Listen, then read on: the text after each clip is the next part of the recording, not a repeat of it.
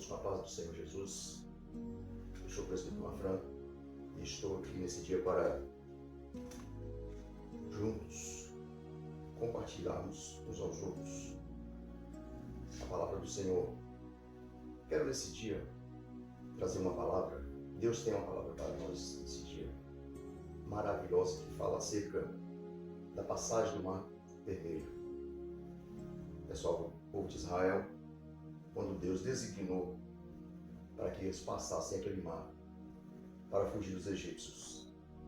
E meus amados, nessa mensagem, não sei como você já tem ouvido essa passagem, alguém pregando para você, de que maneira as pessoas pregaram e que as conclusões foram tiradas. Seja uma coisa, que Deus, Ele faz maravilhas até hoje, de maneira que nós muitas das vezes não entendemos. Muitas pessoas dizem que Deus poupou Faraó. Muitas pessoas falam que apenas os egípcios morreram e Faraó foi, então, como podemos dizer, absorvidos dos erros que ele tinha cometido contra Deus e contra o povo de Israel. Mas não, eu te afirmo que Faraó também pereceu junto com aquele povo nas águas do Mar Vermelho.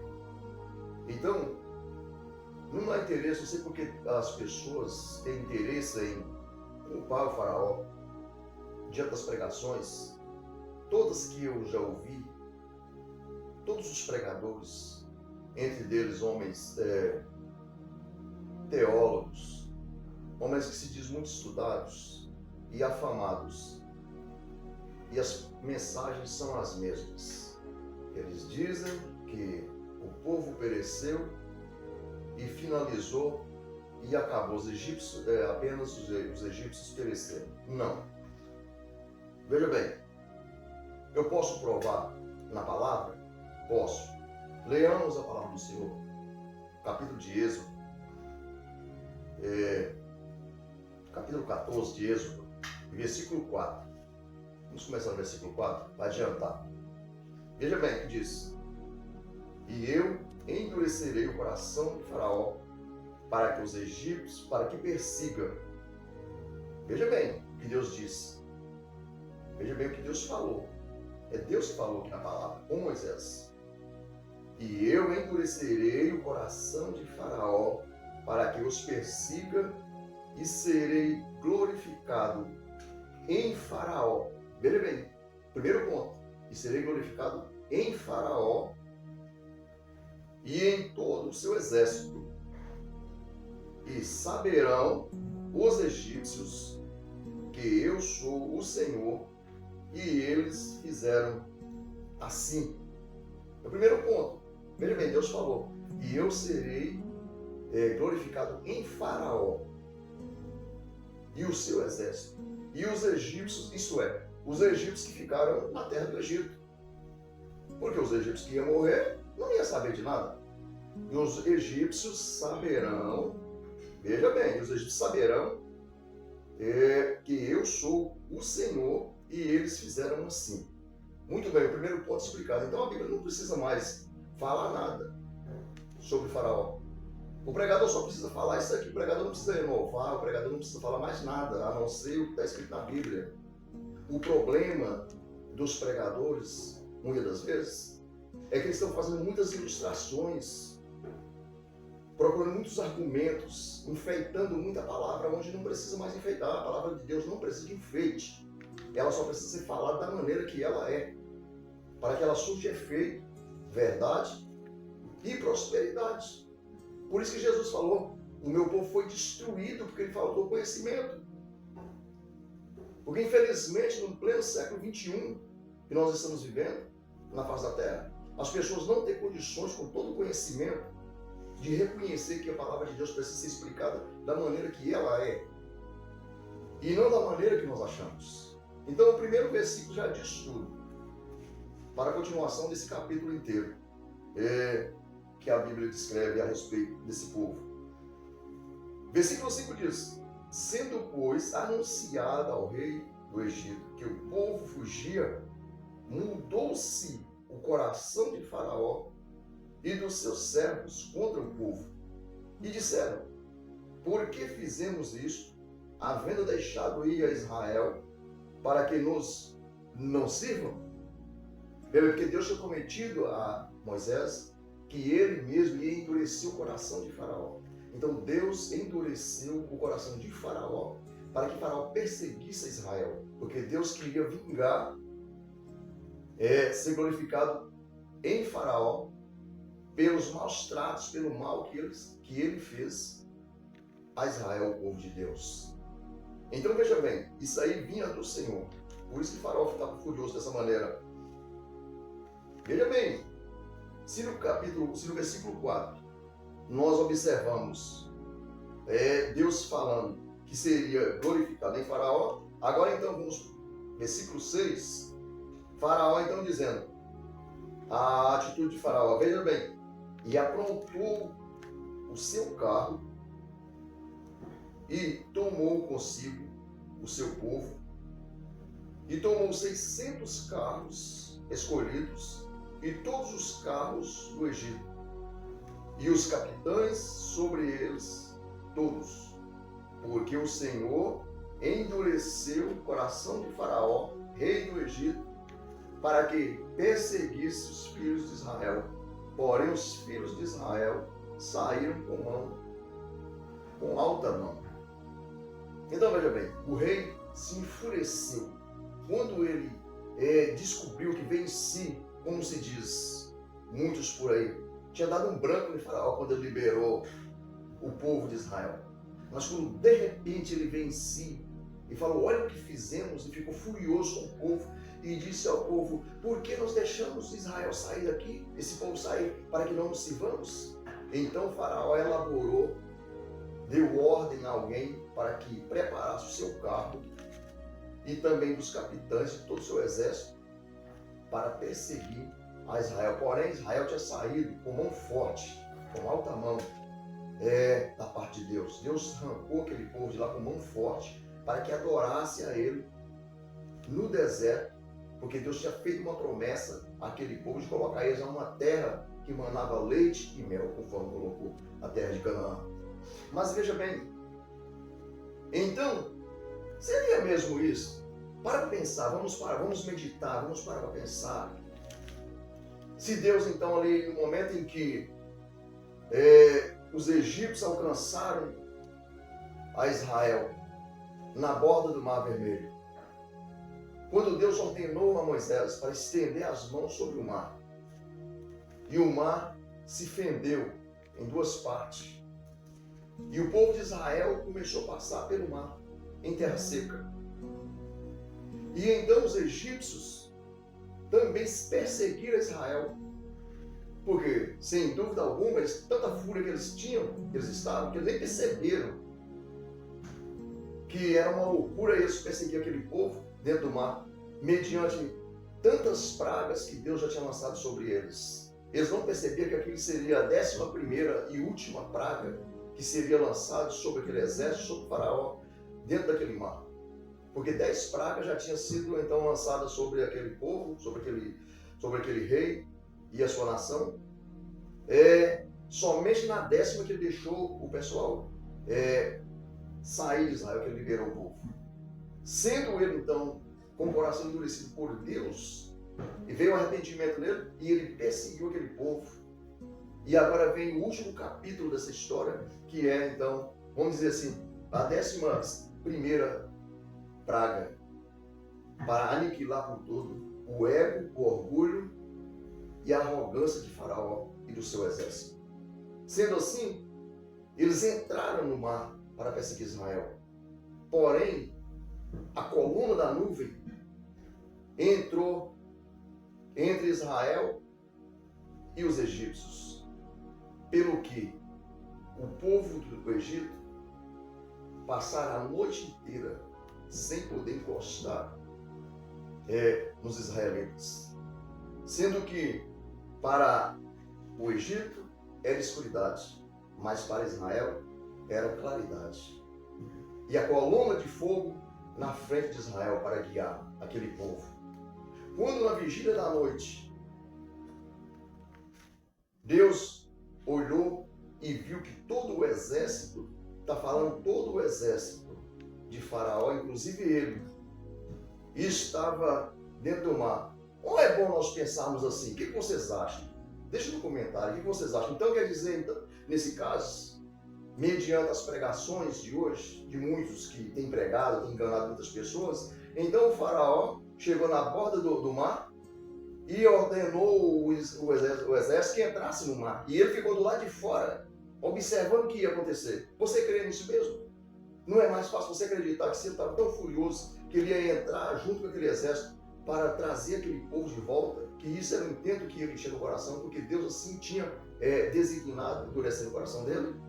O que vocês acham? Então não.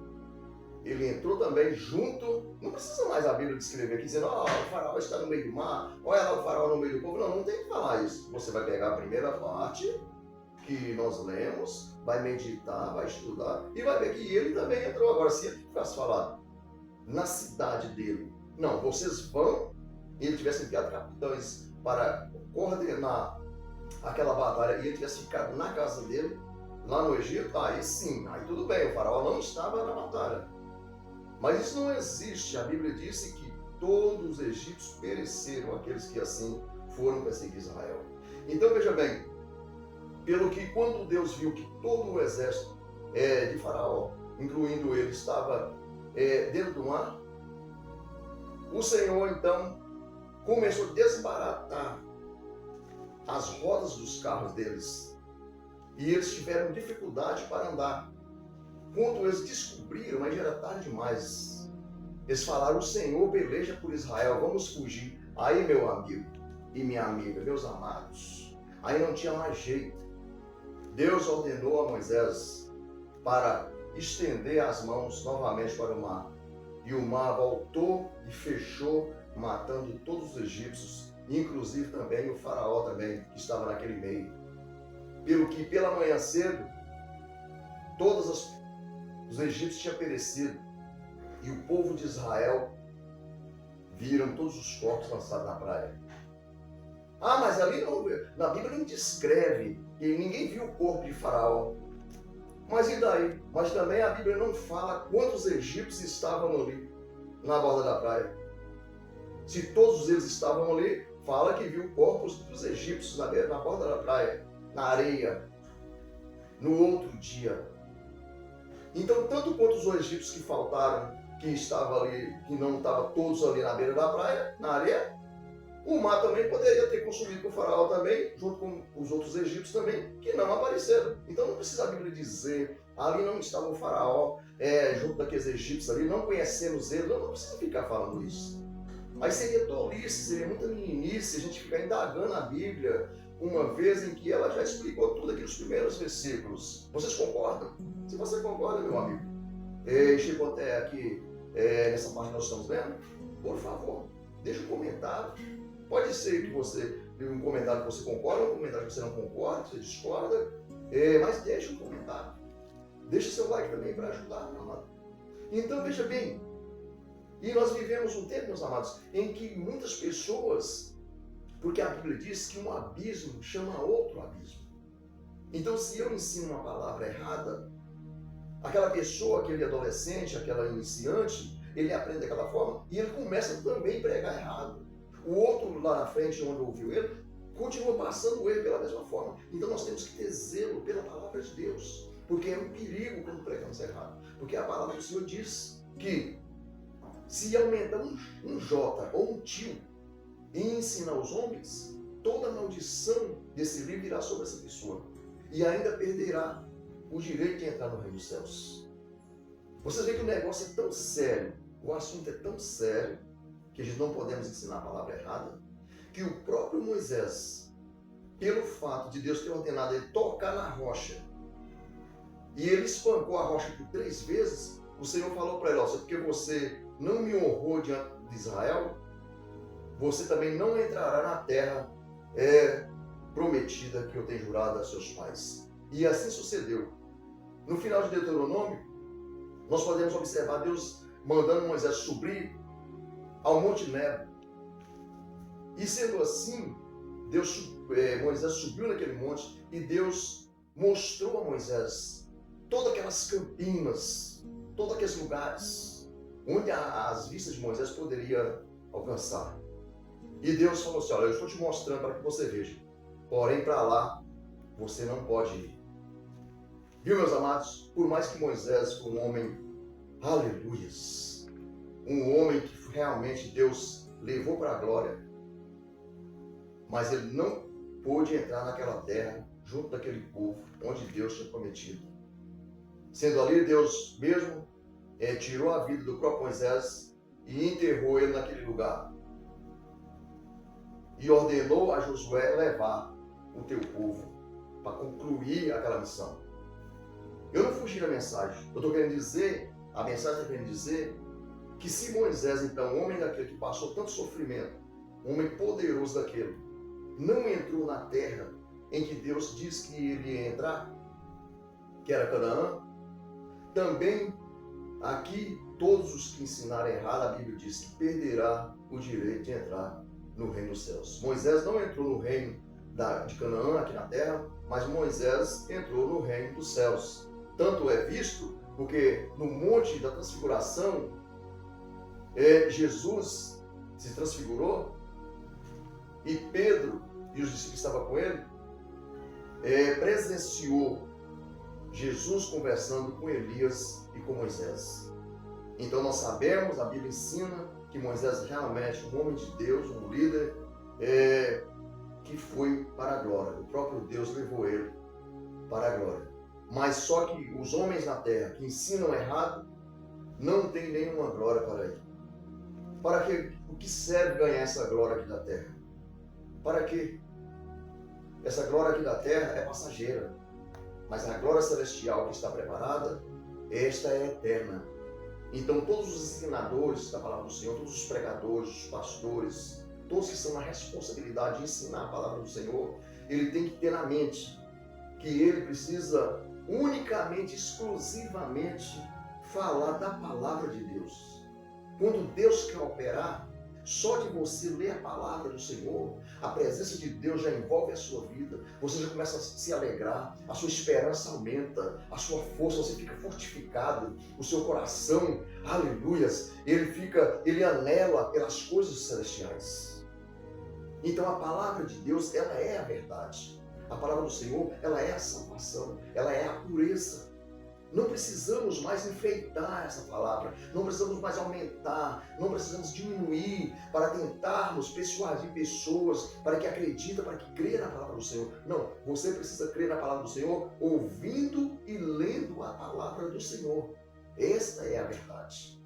E sendo assim, para finalizar, eu admoesto nesse dia que você leia a palavra do Senhor. Se você não tem a Bíblia, você compra uma Bíblia para você. Apesar de que hoje está ficando tão difícil, nós estamos vivendo os dias atuais tão difícil que até as Bíblias, muitas das vezes de hoje, elas estão sendo prensadas de maneira equivocada. Então temos que ter cuidado até para comprar uma Bíblia, para não cairmos em tentação, para não aprendermos errado. Mas ainda há a Bíblia verdadeira, que você possa comprar, que você possa ler e que você possa meditar com cautela, com cuidado, com carinho. E você vai ver como Deus é maravilhoso, como Deus é bom, como Ele é amoroso para conosco, para a comunidade da face da terra. Mas sendo assim, o faraó e todo o seu exército pereceu, porque Deus endureceu o coração daquele rei para provar aquele rei a existência de Deus e mostrar, dar um ensinamento para os demais egípcios que ficaram naquela terra. O poderio de Deus sobre a face da terra, entre os homens, aleluias, para o bem dos homens e não para a destruição. Deus abençoa, em nome de Jesus. Espero que essa palavra tenha ajudado a você meditar e reconhecer. Quando você vê alguém pregar sobre isso, o seu coração pode anular o ensinamento.